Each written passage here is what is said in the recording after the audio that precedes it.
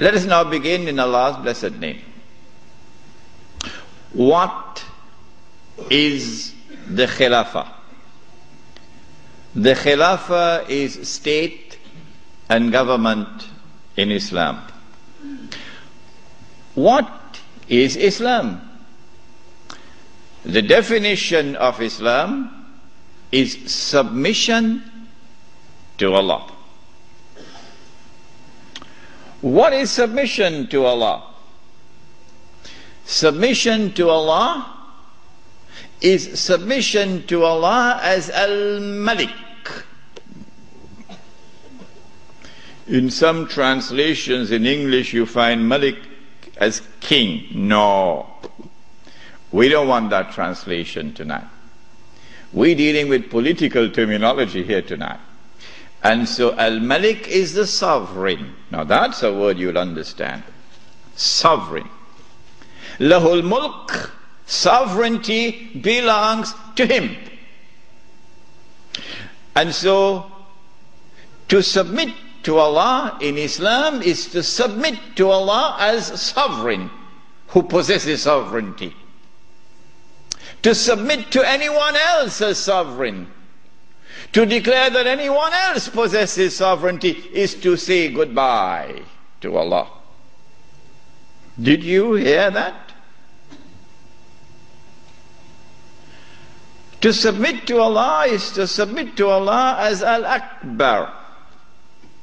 And He reminds you that He is Al-Akbar, because every time you perform salat, you cannot move in salat without Allahu Akbar. Al-Akbar is the one who has supreme authority. And so the Khilafah is a state and government which submits to Allah's authority as supreme. For a Muslim to submit to anyone else and recognize his authority as supreme is to say goodbye to Allahu Akbar. Islam is to submit to Allah as Al-Hakam. The 99 names, this is one of them. Al-Hakam is the lawgiver, who not only gives the law, but his law is the supreme law. And when he makes something haram, it must be enforced as haram. And when he makes something halal, it must be enforced as halal. And so anyone who submits to any law other than Allah's law as the supreme law has said goodbye to Allah subhanahu wa ta'ala as Al-Hakam. This is called, in the political terminology of Islam, this is called shirk.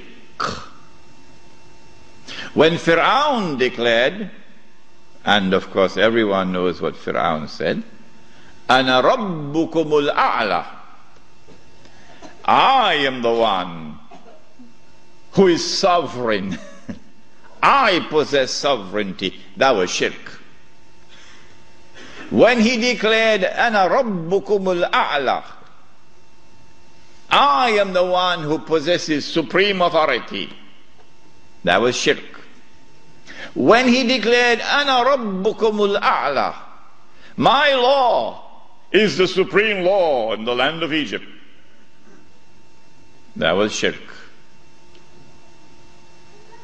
And Allah punished him with terrible punishment for his shirk.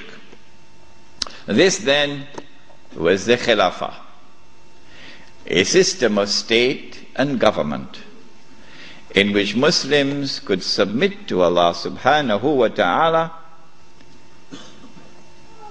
as al-Malik, as al-Akbar, as al-Hakam. The Khilafah was destroyed. Who destroyed it? Why did they destroy it? How did they destroy it? When did they destroy it? What did they replace it with? With what was it replaced? And what is its destiny? These are awesomely important questions which very few can answer today. There is a book outside which was not written as an attack on a religious movement, the Wahhabi movement, no. It is entitled The Caliphate, the Hijaz, and the Saudi Wahhabi Nation State. It's outside. And it answers all of these questions. Now then, let us begin the lecture as to who destroyed the Khilafah and why did they destroy it and how did they destroy it. When you read this book, Jerusalem in the Quran, and when you listen to the lecture next Monday, then you'll know that the Jews had in their heart, as they still have to this day, this conviction that it is their destiny. Even after Allah subhanahu wa ta'ala had expelled them from the Holy Land, even after they had lived in the wilderness for 2,000 years, it is the conviction in the heart of the Jews that it is their destiny to liberate the Holy Land of non-Jewish rule, to return to the Holy Land not as tourists, no, to return to the Holy Land to reclaim it as their own. For 2,000 years the Jews had this conviction in their heart that one day this will happen. To restore in the Holy Land the state of Israel, of Nabi Dawood alayhi salam and Nabi Sulaiman alayhi salam. And that the golden age will come back one more time.